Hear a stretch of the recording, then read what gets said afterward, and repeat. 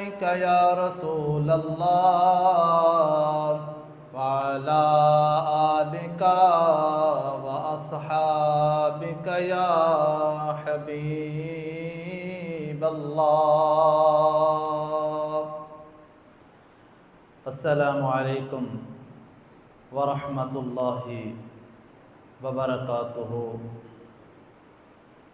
ساری حمد و ثنا اللہ جل جلالہ کی، جو ساری کائنات کو پالنے والا ہے۔ لا تعداد مرتبہ درود و سلام آقا علیہ السلام کی ذات اقدس پر، جن کو اللہ رب العالمین نے رحمت للعالمین بنا کر بھیجا۔ آج کا جمعے کا موضوع سیدنا عمر بن خطاب رضی اللہ تعالیٰ عنہ کی شہادت ہے۔ ذی الحجہ کے آخری دنوں کے اندر عمر بن خطاب رضی اللہ تعالیٰ عنہ کو شہید کر دیا گیا۔ آقا علیہ السلام کے صحاب کی بہت زیادہ تعداد ہے، اور جتنے بھی حضور کے صحابی ہیں یہ سارے آقا علیہ السلام کے مرید ہیں۔ عمر بن خطاب رضی اللہ تعالیٰ عنہ یہ واحد ایسے صحابی ہیں جو مراد رسول ہیں۔ آقا علیہ السلام نے ہاتھ اٹھا کے رب سے دعاؤں کے اندر عمر بن خطاب کو مانگا تھا۔ اسلام کے لیے دو شخصیتیں تھیں۔ جامع ترمذی کی صحیح روایت کے اندر آتا ہے، اللہ کے پیارے رسول صلی اللہ علیہ وآلہ وسلم نے جو اپنے نبوت والے ہاتھ اٹھا کے اللہ کی بارگاہ میں دعا کی، ایک عمر بن خطاب کے لیے اور دوسرا ابی جہل بن ہشام کے لیے۔ آقا علیہ السلام نے دعا مانگی، اللہم اعز الاسلام بِأَحَبِّ هَذَيْنِ رَجُلَيْنِ إِلَيْكَ بِأَبِي جَهْلٍ أَوْ بِعُمَرِ بْنِ خَطَّابٍ۔ یا اللہ یہ دو آدمی ہیں، یہ دو شخصیتیں ہیں، ایک ابو جہل ہے اور ایک عمر بن خطاب ہے۔ میں تیری بارگاہ میں دعا کرتا ہوں، اگر تو اسلام کی عزت چاہتا ہے، اے میرے رب اگر تو اسلام کو اور بڑھتا ہوا دیکھنا چاہتا ہے، اسلام کی توقیر اور مقام چاہتا ہے، تو پھر میرے رب میری دعا کو قبول فرما لے، ان دو میں سے ایک ہمیں عطا فرما دے تاکہ تیرے اسلام کو عزت مل جائے۔ اللہ کے نبی صلی اللہ علیہ وآلہ وسلم نے دو میں سے ایک مانگ لیا۔ جب دو میں سے ایک مانگا، قال وَقَانَ أَحَبُّهُمَا الیہ عمر بن خطاب رضی اللہ تعالیٰ عنہ، پھر اللہ تعالیٰ کو عمر بن خطاب پسند آ گئے۔ اللہ نے اسلام کے لیے پھر مصطفیٰ کو عمر بن خطاب کا تحفہ عطا فرما دیا۔ اور پھر عبداللہ ابن مسعود روایت کرتے ہیں کہ یہ حضور کی دعا تھی کہ یا اللہ اسلام کی عزت کے لیے ہمیں عمر عطا فرما دے۔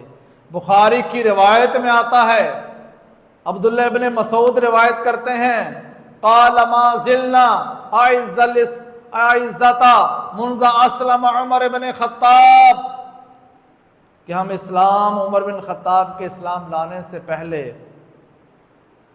ہمیں وہ عزت نہیں تھی جو عمر کے اسلام لانے کے بعد اللہ نے ہمیں عزت عطا فرمائی۔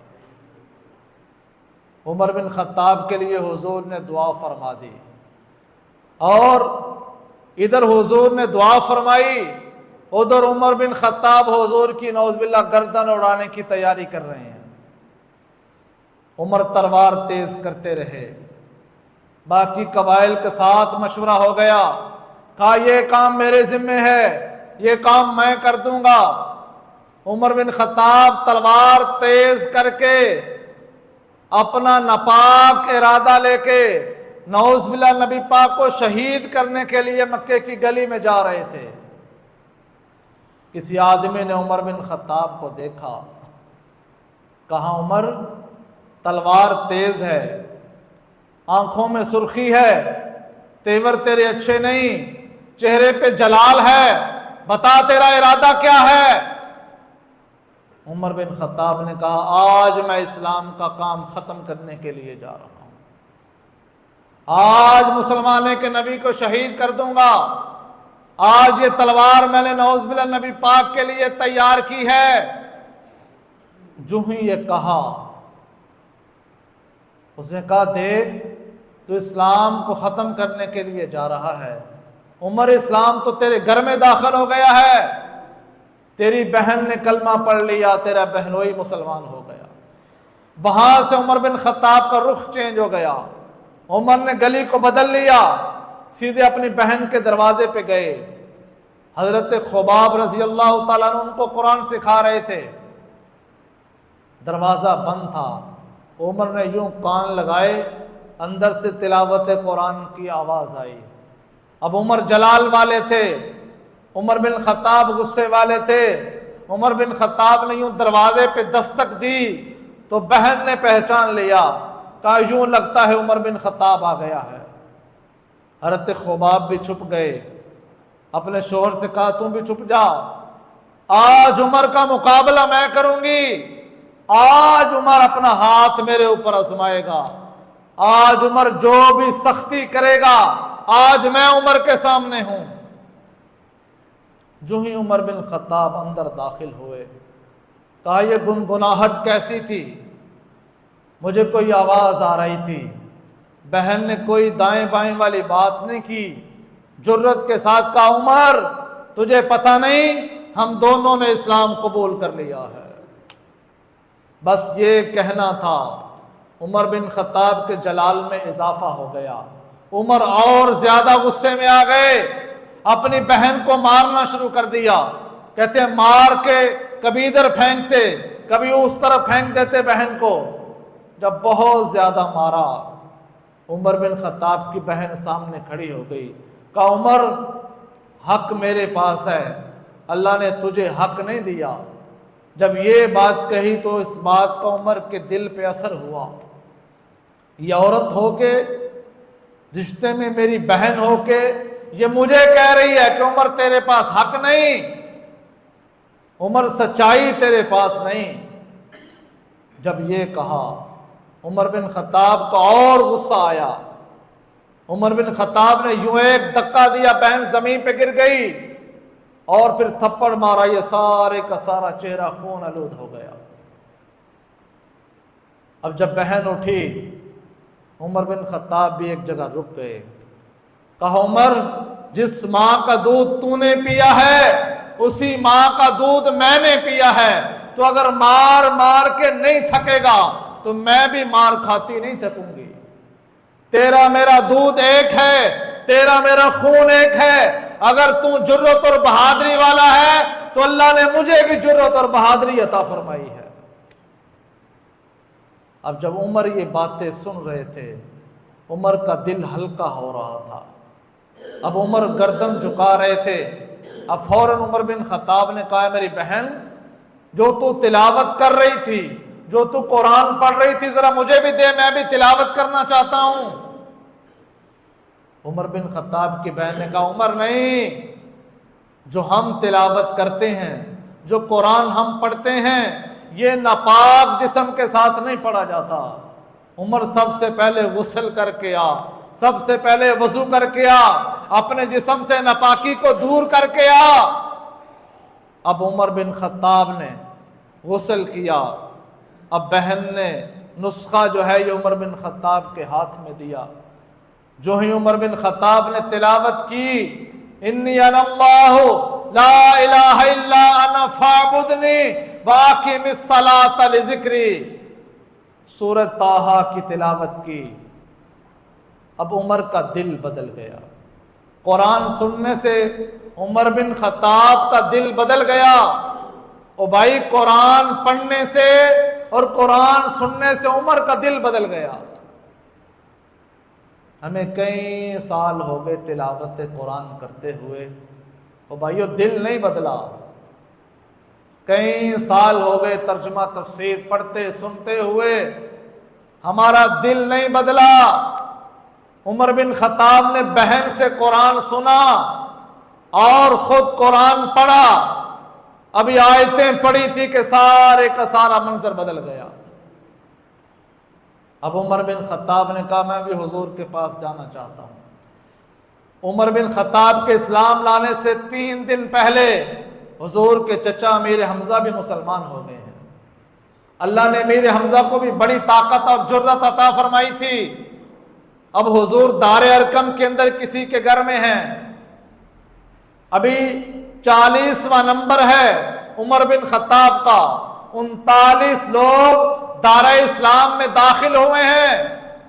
عمر بن خطاب کی 27 سال عمر ہے.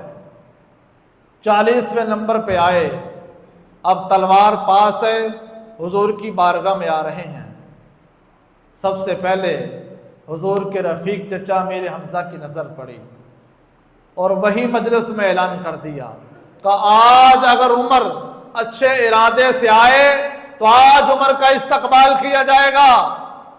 آج اگر عمر کا ارادہ اچھا نہ ہوا, آج عمر کی تلوار چھین کے عمر کی گردن اڑا دی جائے گی. آقا علیہ الصلوۃ والسلام نے ارشاد فرمایا عمر کو آنے تو دو, میں نے عمر کے لیے دعا فرمائی ہے. ارے میری دعا کا اثر تو دیکھو, عمر بن خطاب کو آنے دو. جو عمر آ رہے ہیں, آقا علیہ الصلوۃ والسلام سامنے کھڑے ہیں. اب صحابہ منظر دیکھنے کے لیے منتظر ہیں. عمر کا ارادہ تو نعوذ باللہ گردن کاٹنے کا تھا.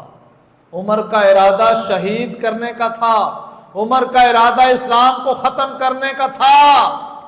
اب حضور کی دعا کا صدقہ جو عمر بن خطاب حضور کی بارگاہ میں آئے, قریب آتے گئے اور تلوار بھی جھکتی گئی. عمر بن خطاب کی گردن بھی جھک گئی. جب بالکل قریب آئے, آقا علیہ الصلوۃ والسلام نے یہاں سے عمر بن خطاب کو پکڑا. آقا علیہ الصلوۃ والسلام نے پکڑ کے یوں ہلایا کہ عمر ابھی تک وہ وقت نہیں آیا, ابھی تک حق تیرے اوپر عیا نہیں ہوا کہ تم بھی اسلام قبول کر لے. عمر تم بھی دارہ اسلام کے اندر آ جائے, ابھی وہ وقت نہیں آیا. کہتے ہیں یہ کہنا تھا. عمر بن خطاب نے یوں گردن جھکائی اور جو ہی اپنی زبان کو ہلایا, زبان کو حرکت دی, زبان پہ بول آیا اور کوئی سوال نہیں, کوئی جواب نہیں, کوئی شک نہیں, کوئی شرط نہیں, کوئی کلام نہیں. عمر جب بولے تو فوراً آقا علیہ الصلوۃ والسلام کا کلمہ پڑھ کے مسلمان ہو گئے. یہ آقا علیہ الصلوۃ والسلام کی دعا کا صدقہ ہے. اب عمر دارہ اسلام میں داخل ہو گئے ہیں. عمر بن خطاب 27 سال کا نوجوان, مکے میں سب سے زیادہ اسلام کے خلاف مسلمانوں پہ سختیاں کرنے والا عمر, مسلمانوں پہ کوڑے برسانے والا عمر, بلال حبشی کو تڑپانے والا عمر. آج عمر بدل گئے ہیں. آج عمر کے دل کی زمین بدل گئی ہے. آج عمر کا بول چال بدل گیا. عمر بن خطاب نے اسلام قبول کر لیا.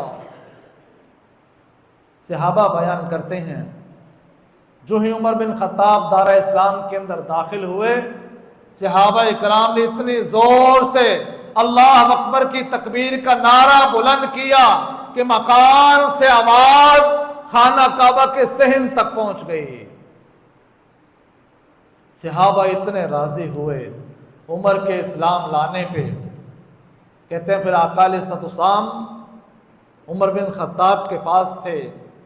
جو ہی نماز کا وقت آیا, عمر بن خطاب نے عرض کی میرے آقا ہم نماز کہاں ادا کریں گے؟ آقا علیہ الصلوۃ والسلام نے ارشاد فرمایا عمر ابھی وہ وقت نہیں آیا کہ ہم سر عام نماز ادا کریں. عمر بن خطاب جوش میں آئے, اب یوں تلوار میان سے باہر نکال لی. کہا یا رسول اللہ اگر میرے ہوتے ہوئے, میرے اسلام میں داخل ہوتے ہوئے اب میں نے کلمہ پڑھ لیا ہے, میں آپ کے اصحاب میں ہوں, آپ کی جماعت میں ہوں, اب بھی اگر ہم نے کمزور ہی رہنا ہے میرے کلمہ پڑھنے کا کیا فائدہ؟ 2 قطاریں بنائی گئی اصحاب کی, 2 لائنیں بن گئی, درمیان میں آقا علیہ الصلوۃ والسلام ہیں, ادھر عمر بن خطاب ہیں, ادھر حضور کے چچا امیر حمزہ ہیں. بڑی جرت کے ساتھ، بڑے وقار کے ساتھ، بڑی بہادری کے ساتھ آج پہلی مرتبہ یہ صحن کعبہ میں داخل ہو رہے ہیں۔ جو اس صحن کعبہ کے اندر داخل ہوئے، اب کفار مکہ کے لیے یہ نئی بات تھی کہ مسلمان اتنی طاقت کے اندر آ گئے ہیں کہ آج یہ صحن کعبہ میں آ کے نماز ادا کریں گے۔ بس عمر سامنے کھڑے ہو گئے، کہا کون ہے جو اپنے بچوں کو یتیم کرنا چاہتا ہے؟ کون ہے جو اپنی بیویوں کو بیوہ کرنا چاہتا ہے؟ آ جاؤ عمر کے سامنے۔ کہا پھر اللہ نے عمر کو ایسا جلال دیا تھا، عمر کو اللہ تعالیٰ نے ایسی جرت عطا فرمائی تھی، کوئی بھی عمر کے سامنے نہیں آیا۔ اللہ تعالیٰ نے عمر کے آنے سے پھر اسلام کو عزت عطا فرمائی، پھر اسلام کو وقار عطا فرمایا۔ آقا علیہ الصلوۃ والسلام نے پھر اسی عمر کے بارے میں ارشاد فرمایا، اگر میرے بعد کوئی نبی ہوتا تو عمر بن خطاب ہوتا، لو کانا نبی بعدی لکان عمر بن خطاب۔ میں نبوت کا دروازہ بند کر کے آیا ہوں، میرے بعد کوئی نبی نہیں، اگر میرے بعد کوئی نبی ہوتا تو عمر بن خطاب ہوتا۔ عمر بن خطاب کے اندر اللہ تعالیٰ نے ایسی خاصیتیں ڈال دیں، عمر بن خطاب کو اللہ تعالیٰ نے ایسا پھر مقام عطا فرمایا۔ پھر وہ وقت آیا، آقا علیہ الصلوۃ والسلام کے وصال کے بعد سیدنا ابوبکر صدیق وقت کے خلیفہ بنے۔ ان کے وصال کے بعد جب عمر بن خطاب وقت کے خلیفہ بنے، اب عمر کے کندھوں کے اوپر خلافت کا بوجھ آ گیا ہے۔ اب وہ عمر جس کی بات کے اندر بڑی کڑک تھی، اب وہ عمر جو بڑی جرت کے ساتھ بات کرتے تھے، اب وہ عمر جس سے لوگ ڈرتے تھے، اب وہ عمر لوگوں سے ڈر رہے ہیں۔ اب وہ عمر اللہ کی بارگاہ میں بار بار ہاتھ اٹھا کے دعائیں مانگتے ہیں، یا اللہ یہ رایا کا بوجھ میرے کندھوں پہ ہے، یا اللہ اس بارے میں مجھ سے سوال نہ کرنا۔ عمر بن خطاب جب خلیفہ بنے تو کہتے ہیں ایک وقت آیا عمر بن خطاب کے دور کے اندر، عمر تھوڑے سے بیمار ہو گئے، کسی حکیم نے مرض پوچھا، علاج کے اندر شہد بتایا، عمر آپ شہد استعمال کریں اللہ آپ کو شفا عطا فرمائے گا۔ اب عمر وقت کے خلیفہ ہیں، 22 لاکھ مربع میل کے حاکم ہیں، عمر کے پاس شہد استعمال کرنے کے لیے پیسے نہیں ہیں۔ عمر بن خطاب منبر کے پاس کھڑے ہو گئے، اپنی رعایا کے لوگ سامنے جمع ہیں، اب عمر ان سے اجازت لینے لگے کہ یار میری بیماری کا علاج شہد ہے، بیت المال کے اندر شہد موجود ہے، لیکن میرے پاس پیسے نہیں کہ میں شہد خرید سکوں، اگر آپ مجھے اجازت دیں تو میں بیت المال کا شہد اپنی بیماری کے لیے استعمال کر لوں۔ آج کے حکمران اگر کہیں عمر بن خطاب کا نام لیتے ہیں، انہیں عمر کا نام سوچ کے لینا چاہیے۔ عمر بن خطاب تم بیت المال کا شہد بھی استعمال نہیں کر رہے، عمر بن خطاب تو رو کے لوگوں سے رعایا سے اجازت مانگ رہے ہیں کہ میں بیمار ہوں، اگر آپ مجھے اجازت دیں تو میں بیت المال کا شہد استعمال کر سکتا ہوں۔ ایک وقت آیا بیت المال سے مال غنیمت کے اندر کپڑا آیا، جنگ سے کچھ کپڑا حاصل ہوا، عمر بن خطاب نے یوں کپڑے کے پیس کاٹ کاٹ کے صحابہ میں تقسیم فرما دیے۔ جو درمیانے قد والے تھے، چھوٹے قد والے، ان کا پورے کا پورا سوٹ بن گیا، جن کا قد ذرا لمبا تھا ان کا پورا سوٹ نہ بنا۔ اگلے جمعے عمر بن خطاب منبر پہ آئے تو یوں پورا سوٹ پہنا ہوا ہے، قمیض بھی ہے، تہمت بھی ہے۔ ابھی عمر خطبہ دینے لگے، ابھی عمر خطاب کرنے لگے، ابھی عمر اصحاب سے جمعے والے دن مسجد نبی کے منبر پہ بیٹھ کے بات کرنے لگے تھے، سامنے سے ایک بندہ کھڑا ہو گیا، اے عمر تیرا میرا قد برابر ہے، جتنا کپڑا تجھے ملا اتنا مجھے ملا، میرا لباس مکمل نہیں بنا، تو نے اپنا لباس مکمل کیسے کر لیا؟ عمر بن خطاب وقت کے خلیفہ ہیں، آقا علیہ الصلوۃ والسلام کے منصب کے اوپر ہیں۔ عمر نے خطبہ روک دیا، جو عمر کھڑے ہوئے اور یوں سامعین میں دیکھا ان کے بیٹے عبداللہ ابن عمر بیٹھے ہوئے تھے، کہا میرے بیٹے کھڑے ہو جاؤ۔ عبداللہ ابن عمر کو کھڑا کر لیا، کہا ایک لباس کا، ایک کپڑے کا ٹکڑا مجھے ملا تھا، ایک میرے بیٹے عمر کو، عبداللہ ابن عمر کو ملا تھا، میرے بیٹے نے اپنا لباس اپنا کپڑا مجھے دے دیا۔ ابا جی آپ وقت کے خلیفہ ہیں، آپ کی لوگوں سے میل جول ملاقات رہتی ہے، آپ اچھا لباس پہن لیں، میرا کپڑا آپ لے لیں تاکہ آپ کا سوٹ مکمل ہو جائے۔ یہ طرز زندگی عمر بن خطاب کی ہے۔ ایک وقت آیا ایسا، عمر بن خطاب اللہ نے فرمانی عطا فرمائی، بڑا مال آ رہا ہے، اسلام کو اللہ نے عزت عطا فرمائی، فتوحات ہو رہی ہیں، اللہ نے بڑا مال عطا فرمایا۔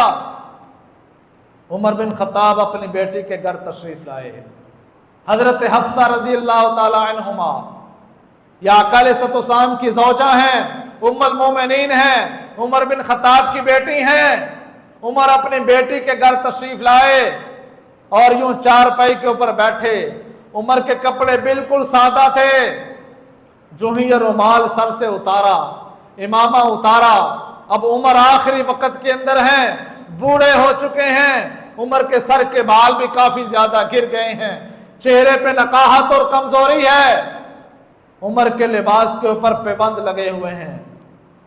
ایک صحابی روایت کرتے ہیں کہ میں عمر بن خطاب سے ملنے کے لیے گیا، جو ہی میں نے دیکھا تو صرف عمر بن خطاب کے تہمت کے اوپر 17 پابند لگے ہوئے تھے۔ وقت کے خلیفہ ہوں، 17 جوڑ تہمت کے اوپر لگے ہوئے تھے، ایسا عمر بن خطاب لباس پہنتے تھے، ایسی عمر کی سادگی تھی۔ کہ جو ہی اپنی بیٹی کے گھر کے اندر لیٹے، حضرت امام حسن حضرت حفصہ کے پاس آئے اور 2-3 بار یہ بات حضرت حفصہ سے کہہ دی کہ ہم سارے راضی ہیں، اللہ نے اب بڑا مال دیا ہے، آپ بیٹی ہیں، آپ عمر سے کہہ دیں عمر اپنا لباس بہترین کر لے، عمر اچھا امامہ پہن لے، عمر اچھی غذا کھائے، اپنا رہن سہن عمر اچھا کر لے، اللہ علیہ السلام کو بڑا مال اور بڑی دولت عطا فرمائی ہے۔ آقا علیہ الصلوۃ والسلام کے زمانے کے اندر غربت تھی، ابوبکر صدیق کا دور خلافت بھی ایسے ہی چلا، لیکن اب اللہ نے اسلام کو عزت، وقار اور بڑا مال عطا فرمایا ہے۔ اب حضور کی بیٹی آقا علیہ الصلوۃ والسلام کی زوجہ اور عمر بن خطاب کی بیٹی اپنے باپ عمر بن خطاب کی بارگاہ میں آئی، بڑے آرام سے بڑے ادب کے ساتھ بیٹھ کے عرض کی ابا جان سارے لوگ آپ کے اوپر راضی ہیں، آپ کے رعایا کے لوگ، آپ کے دوست احباب، وہ سارے یہ مشورہ دیتے ہیں کہ عمر اپنا لباس بہترین پہنے، عمر اپنے کھانے کو بہتر بنا لے، اللہ نے اسلام کو بڑا مال عطا فرمایا تھا۔ جو ہی یہ کہا عمر بن خطاب جلدی سے بیٹھ گئے، اپنی بیٹی حفصہ کو سامنے بٹھا لیا، کہا حفصہ یہ بتاؤ تم نے تو آقا علیہ الصلوۃ والسلام کی ساری سیرت دیکھی ہے، تم آقا علیہ الصلوۃ والسلام کے گھر کے اندر تھی، یہ بتاؤ آقا علیہ الصلوۃ والسلام نے جتنی زندگی بسر کی ہے کیا حضور نے 2 وقت کا کھانا کھایا ہے؟ کیا آقا علیہ الصلوۃ والسلام کو اللہ نے بہترین لباس عطا فرمایا تھا؟ اے میری بیٹی حفصہ یہ بتاؤ کیا حضور بنا ہوا گوشت یا 2 طرح کے کھانے دسترخوان پہ پسند فرماتے تھے؟ میرے صاحب ابوبکر صدیق دنیا سے چلے گئے، کیا انہوں نے آسائش والی زندگی بسر کی ہے؟ جب یہ کہا تو حضرت حفصہ کو حضور کا منظر یاد آ گیا، حضور کے گھر کا ماحول یاد آ گیا، مصطفیٰ کی ساری سیرت سامنے آ گئی۔ حضرت حفصہ نے رونا شروع کر دیا، جب عمر بن خطاب کو زمانہ مصطفیٰ یاد آیا، آنکھوں میں آنسو آ گئے، کہا حفصہ ایسا نہیں ہو سکتا، جس طرح مصطفیٰ زندگی بسر کر کے گئے ہیں، جس طرح خلیفہ اول ابوبکر صدیق زندگی گزار کے گئے ہیں، عمر بھی اپنی زندگی ایسے ہی گزارنا چاہتا ہے۔ عمر کو مال نہیں چاہیے، عمر زیادہ مال نہیں چاہتا، عمر سادہ سی زندگی گزارنا چاہتا ہے۔ عمر بن خطاب حج سے واپس آئے، اللہ سے اتنا ڈرتے تھے عمر، لوگوں کے بارے میں اتنا خوف تھا، حقوق العباد کے بارے میں عمر بڑا خوف کھاتے تھے۔ عمر بن خطاب یوں زمین پہ لیٹ گئے اور لیٹ کے اللہ کی بارگاہ میں ہاتھ اٹھا اٹھا کے دعا مانگنے لگے، اے اللہ اب عمر کمزور ہو گیا ہے، اب سلطنت بہت بڑھ گئی ہے، فتوحات بڑھ گئی ہیں، اب کئی شہر کئی علاقے فتح ہو گئے ہیں، اب عمر کے جسم میں اتنی طاقت نہیں رہی، اب یا اللہ عمر کو عزت کے ساتھ اپنے پاس بلا لے۔ عمر بچنے کے لیے دعائیں کر رہے ہیں۔ کون؟ عمر بن خطاب، جس کو آقا علیہ السلام نے ایک مرتبہ نہیں کئی مرتبہ جنت کی بشارت عطا فرمائی ہے۔ آقا علیہ السلام جب معراج کی رات گئے تو حضور نے ایک محل کو دیکھا جہاں کوئی عورت بھی ہے۔ آقا علیہ السلام نے پوچھا یہ محل کس کا ہے؟ بتایا گیا یہ عمر بن خطاب کا محل ہے۔ حضور اندر داخل ہونے لگے لیکن واپس آ گئے، آ کے عمر بن خطاب کو بتایا میں نے جنت میں تمہارا محل دیکھا ہے، میں اندر داخل ہونے لگا لیکن عمر تیری غیرت کی وجہ سے میں تیرے محل میں داخل نہیں ہوا۔ جب یہ کہا عمر کی آنکھیں برسنے لگی۔ عمر نے حضور کی بارگاہ میں عرض کیا رسول اللہ میں کہاں آپ سے غیرت کر سکتا ہوں، میں تو وہ سادہ سا بندہ تھا جسے اونٹ چرانے نہیں آتے تھے، میں مکے کے پہاڑوں کے اندر اونٹ چراتا تھا، عمر کا کوئی نام نہیں تھا، عمر کی کوئی عزت اور کوئی مقام نہیں تھا۔ اے میرے آقا یہ تو ساری عزت، سارا مقام، سارا مرتبہ اللہ نے آپ کے قدموں کے صدقے مجھے عطا فرمایا ہے، یہ تو اسلام کے صدقے مجھے عطا فرمایا ہے، یہ تو ساری دولت مجھے نعمت اسلام کی وجہ سے ملی ہے۔ عمر کی کیا حیثیت تھی؟ کہتے ہیں عمر کے گھر کی سادگی ایسی تھی، عمر کے گھر کی غذا اور سادہ ماحول ایسا تھا۔ عمر بن خطاب عید کی نماز پڑھا کے صحابہ کرام سے ملاقات کر کے اپنے گھر تشریف لائے، اور یہ عمر کے گھر کا رواج تھا، جو ہی عمر عید والے دن دروازے پہ آتے، اپنے گھر میں داخل ہوتے اور السلام علیکم ورحمۃ اللہ کہتے، سارے گھر والے عمر کے استقبال کے لیے آ جاتے۔ لیکن جب عمر بن خطاب خلیفہ بنے، اپنے دروازے پہ دستک دی، کوئی عمر کا استقبال کرنے کے لیے نہیں آیا، گھر والوں سے کوئی عمر کو ملنے نہیں آیا۔ عمر بن خطاب اندر داخل ہوئے، عمر بن خطاب نے سلام کیا، گھر والوں نے اندر سے جواب دیا، لیکن عمر بن خطاب کے استقبال کے لیے نہیں آئے۔ عمر تھوڑا سا آگے گئے، ہمت کر کے بیوی آئی، کہا میرے گھر کا دستور بدل گیا ہے، میرے گھر کا اصول بدل گیا ہے، آج میرے گھر والے، میری بیٹیاں میرے استقبال کے لیے کیوں نہیں آئیں، کیا وجہ ہے؟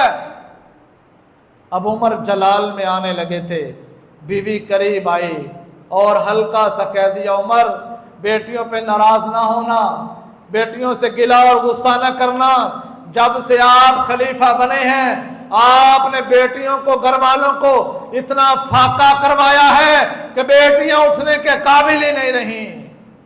عمر گھر کی غذا اتنی سادی ہے، عمر گھر کا کھانا اتنا کم ہے کہ سارے لوگ کمزور ہو گئے ہیں۔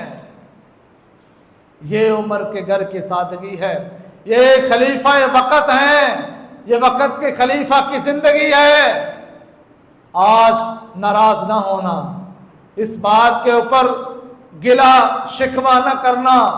آج ہمارا حال یہ ہے، ہمارا ایک بچہ اگر پولیس کے اندر کسی طریقے سے رشوت دے لے کے بھرتی ہو جائے، سارے خاندان والے اپنی ساری سواریوں پہ پنجاب پولیس لکھ دیتے ہیں، وہ آدھے تو تے بھرتی ہوئے ہیں یہیں بھی سارے پولیس کی ہوں۔ اگر کوئی بندہ ہمارا محکمہ یا فوج کے اندر چلا جائے، فوجی سپاہی بن جائے، اس کے لیے اعزاز ہے، لیکن سارے اپنی گاڑیوں کے پیچھے پاک آرمی لکھ دیں گے۔ اگر کوئی بندہ کسی طریقے سے، کوئی نوجوان خاندان کے اندر پڑھ لکھ کے اگر وہ وکیل بن جائے، ایڈوکیٹ بن جائے، تو سارے خاندان والے اپنی نمبر پلیٹ کے اوپر ایڈوکیٹ لکھ دیں گے۔ لیکن عمر بن خطاب نے سارا کچھ چھوڑ دیا۔ جب عمر بن خطاب خلیفہ بنے، گھر آتے ہی سب سے پہلے اپنا دروازہ اتار دیا، یوں سامنے پردہ لٹکا دیا۔ کسی نے پوچھا وجہ کیا ہے عمر، دروازہ اتار کے رکھ دیا، سامنے پردہ لٹکا دیا؟ کہا اب عمر وقت کا خلیفہ ہے، لوگ سوال جواب کے لیے آئیں گے، لوگ مسائل پوچھنے کے لیے آئیں گے، غرباء کچھ لینے کے لیے آئیں گے۔ عمر یہ گوارا نہیں کرتا کہ سائل کو آ کے عمر کے دروازے پہ کھڑا ہونا پڑے۔ میرے دل کا خیال یہ ہے کوئی بھی اگر حاجت لے کے آئے تو عمر کا دروازہ نہ ہو، وہ سیدھا عمر بن خطاب کے پاس آ جائے۔ آج اگر تم کہو ہماری حکومت اسلامی ہے اور اسلام کے ساتھ طرز زندگی گزار رہے ہیں، او بھائی یہ ہمیں دھوکہ دے رہے ہیں، وقت کے حکمران ان کی آسائشیں، ان کی زندگیاں اور ان کے پروٹوکول یہ بتا رہے ہیں، یہ طرز زندگی اسلامی زندگی نہیں ہے۔ آؤ، عمر بن خطاب کے دور کے اندر بیت المقدس فتح ہو گیا، حضرت ابو عبیدہ بن جراح یہ جرنیل ہیں، اور بیت المقدس فتح ہو گیا۔ فلسطین کے اندر جو ہمارا قبلہ اول تھا، عمر بن خطاب کے زمانے کے اندر وہ بھی فتح ہو گیا۔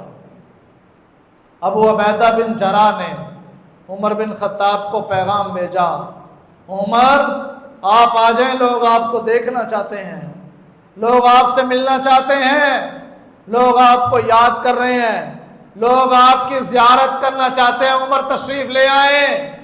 عمر بن خطاب کے پاس قاصد آیا، فلسطین فتح ہو گیا ہے، آپ آئیں وہاں۔ عمر بن خطاب نے ایک سواری لی، ساتھ ایک غلام لیا۔ اب دیکھو عمر کی سادگی، عمر چاہتے 100 گھوڑا ساتھ ہوتا، سینکڑوں غلام ساتھ ہوتے، اور غذا کھانے پینے کی اشیاء کے اونٹ لدے ہوئے ہوتے۔ عمر بڑے جاہو جلال کے ساتھ بیت المقدس میں داخل ہوتے۔ لیکن اسلام، آقا علیہ السلام کا دین، حضور کی پیروی، آقا علیہ السلام کی سنت عمر کے اندر نظر آ رہی تھی۔ ایک غلام لیا، ایک عمر بن خطاب نے سواری لی۔ جب چلنے لگے تو مدینہ والوں نے پوچھا، عمر آپ بیت المقدس کے فاتح ہیں، بڑے لوگ آپ کے سامنے آئیں گے، کثیر مجمع وہاں کھڑا ہوگا، عمر آپ کس طریقے سے وہاں داخل ہوں گے؟ ایک سواری اور ایک غلام؟ کہا میں بیت المال کا خرچہ نہیں کرنا چاہتا، مجھے سواری نہیں چاہیے، بیت المال سے اضافی پیسے نہیں چاہیے۔ اب لوگوں نے پوچھا، عمر ایک سواری کے اوپر اگر 2 بندے سوار ہوں گے، سواری تھک جائے گی، سفر بڑا لمبا ہے۔ عمر فرمانے لگے ایسا نہیں ہوگا، سواری کے اوپر ایک بندہ سوار ہوگا، ایک بندہ مہار پکڑے گا۔ لوگوں نے پھر کہا، عمر اگر آپ خلیفہ وقت ہیں، آپ سوار ہو جائیں گے سواری پہ، تو غلام تو اتنا سفر کرتے کرتے تھک جائے گا۔ عمر نے کہا یہ حضور کا دین نہیں، مجھے اللہ کے نبی نے عدل سکھایا ہے، مجھے حضور نے مساوات سکھائی ہیں، جتنا دیر سواری پہ عمر بیٹھے گا اتنی ہی سواری کے اوپر اتنی دیر میرا غلام بھی بیٹھے گا۔ اور ایسا وقت آیا، عمر بن خطاب سواری پہ ہیں، غلام نے مہار پکڑی ہوئی ہے، سفر طے ہو رہا ہے۔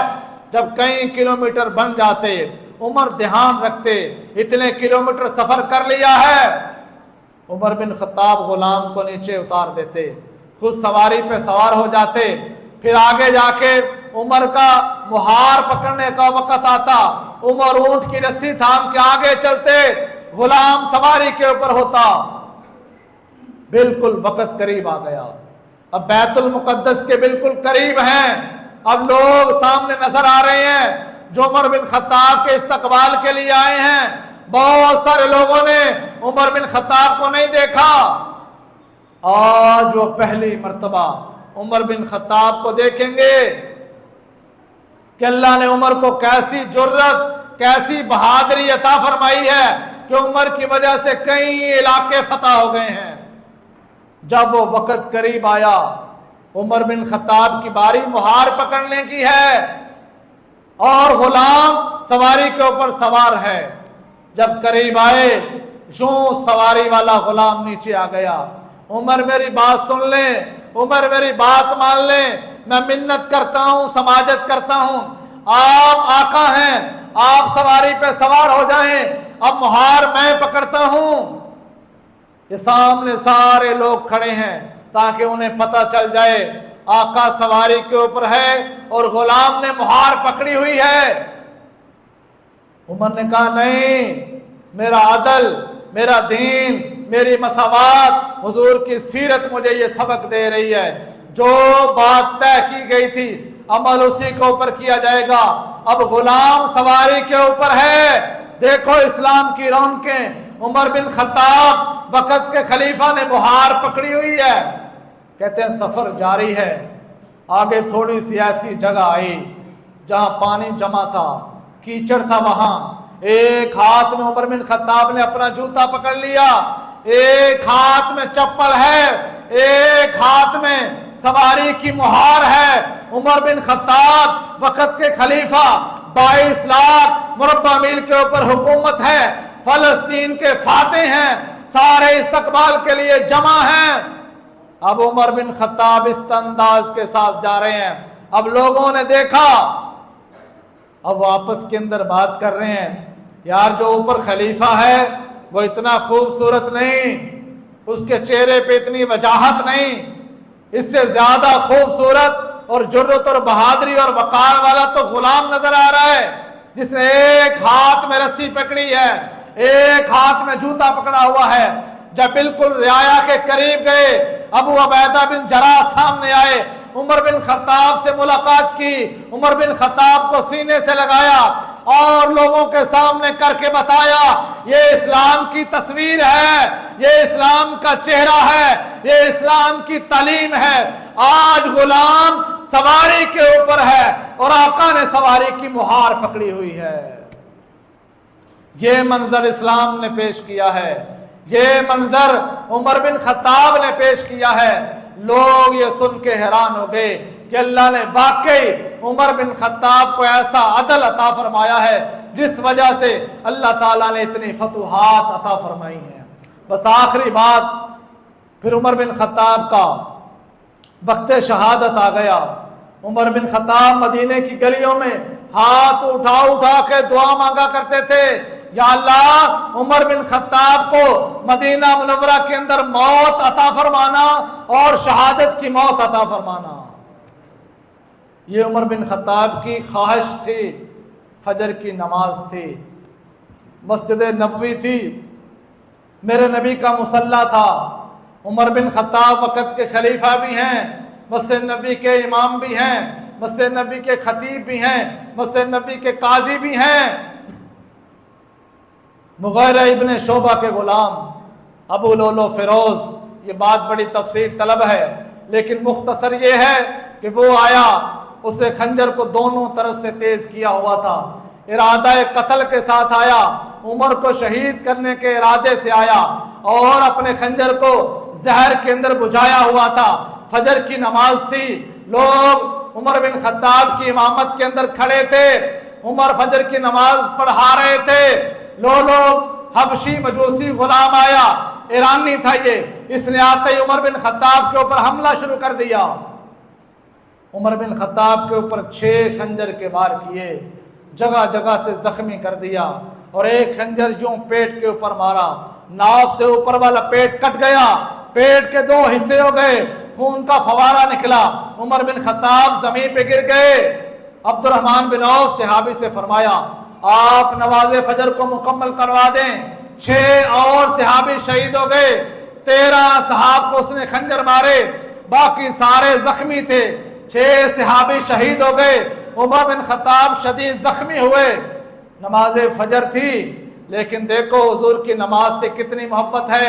عمر بن خطاب ادھر کونے میں ہیں، لہو بہہ رہا ہے، عمر زخمی ہیں، 6 صحابہ شہید ہیں، 7 زخمی پڑے ہوئے ہیں، اور عمر فرما رہے ہیں نماز فجر کو مکمل کر لو، نماز نہ چھوڑنا۔ مختصر نماز پڑھائی گئی۔ ایک عراقی صحابی تھا جس نے ایک چادر لولو فیروز کے اوپر ڈال دی، چادر کے اندر اسے قابو کیا، جو ہی اسے جکڑا اس نے فوراً اپنا گلا کاٹ کے خودکشی کر لی۔ عمر بن خطاب 26 ذی الحجہ کو زخمی ہوئے، 3 دن زخمی حالت کے اندر رہے، اور ایک حکیم کو بلایا گیا، شہد کا پانی بنایا، عمر بن خطاب کو پلایا گیا، ساری آنتڑیاں کٹ چکی تھیں، سارے کا سارا شربت بہہ گیا۔ اب کہہ دیا گیا عمر کے پاس زیادہ وقت نہیں، اب عمر بالکل قریب ہیں، موت کے قریب ہیں۔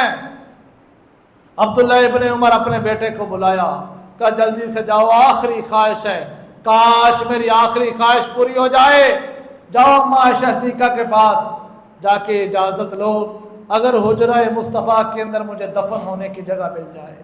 یہ عمر کی آخری خواہش ہے، میں اپنے ساتھیوں کے ساتھ دفن ہونا چاہتا ہوں۔ عبداللہ ابن عمر گئے اما عائشہ صدیقہ کے پاس اور جا کے عرض کی اما جان میرے والد گرامی پہ قاتلانہ حملہ ہوا ہے، شدید زخمی ہیں، حالت نزاع کے اندر ہیں، پیٹ کٹ گیا، آنتڑیاں کٹ گئی ہیں، جسم لہو لہان ہے، سانسوں کی مالا ٹوٹنے والی ہے، وہ آپ سے اجازت مانگتے ہیں، آپ انہیں حجرہ رسول کے اندر اپنے گھر کے اندر دفن ہونے کی اجازت دے دیں۔ اب اما عائشہ صدیقہ نے فوراً رونا شروع کر دیا، کہا یہ جگہ میں نے اپنے لیے رکھی تھی، آقا علیہ الصلوۃ والسلام میرے شوہر تھے، اسی کمرے کے اندر ابوبکر صدیق کا وصال ہوا، وہ میرے والد گرامی تھے، وہ بھی اسی کمرے کے اندر، خواہش میری یہ تھی کہ مجھے بھی اسی کمرے کے اندر دفن کر دیا جائے، لیکن عمر کو اللہ نے بڑی شان عطا فرمائی ہے، میں اپنے اوپر عمر کو فوقیت دیتی ہوں، ترجیح دیتی ہوں، میں نے اجازت دے دی ہے، آپ یہاں عمر بن خطاب کو دفن کر دیں۔ عبداللہ ابن عمر آئے، دیکھا عمر بن خطاب یوں زمین پہ ہیں، یوں اپنے رخسار بٹی کے اوپر لگا رہے ہیں، کروٹیں بدل رہے ہیں، اللہ کی بارگاہ میں دعائیں کر رہے ہیں آخری وقت میں، یا اللہ عمر کو معاف کر دینا، یا اللہ عمر تیری بارگاہ میں حساب نہیں دے سکتا، یا اللہ عمر کو معاف کر دینا، اگر کوئی کمی رہ گئی ہے رعایت کے اندر، اگر کوئی خلافت کے اندر، اگر عدل و انصاف کے اندر، اے میرے رب عمر کو معاف کر دینا، عمر حساب نہیں دے سکتا۔ عبداللہ ابن عمر آئے، جلدی سے یوں چہرہ اٹھا کے گود میں رکھ لیا، کہا باجان کیا وجہ ہے؟ میں نے ایک مرتبہ نہیں کئی مرتبہ زبان مصطفیٰ سے جنت کی بشارت سنی ہے، اللہ کے نبی آپ پہ راضی ہیں، ابوبکر صدیق آپ پہ راضی ہیں، یہ ساری رعایا، یہ ساری قوم، سارا مدینہ آپ پہ راضی ہے۔ عمر بن خطاب کے آنسو تیزی کے ساتھ جاری ہو گئے، کہا میرے بیٹے تو صحیح کہہ رہا ہے، اگر رب نے مجھ سے پوچھ لیا، اگر رب نے حساب لے لیا، عمر حساب دینے کے قابل نہیں۔ پھر عمر بن خطاب شہید ہو گئے۔ 1 محرم الحرام یا 30 ذی الحجہ کو عمر بن خطاب کو روضہ رسول کے اندر دفن کر دیا گیا۔ عمر کی شہادت اسلام کے اوپر ایک بہت بڑی کمی تھی۔ جس وقت عمر بن خطاب شہید ہوئے، لوگ یہ بیان کرنے لگے، خاص طور پہ غیر مسلم، کہ اگر عمر زندہ رہتے 6 مہینے یا 1 سال تو پوری دنیا کے اندر کوئی کافر نہ رہتا، سارے کے سارے اسلام لے آتے۔ تو اللہ تعالیٰ نے عمر کو اتنی جرت اور اتنی بہادری عطا فرمائی تھی۔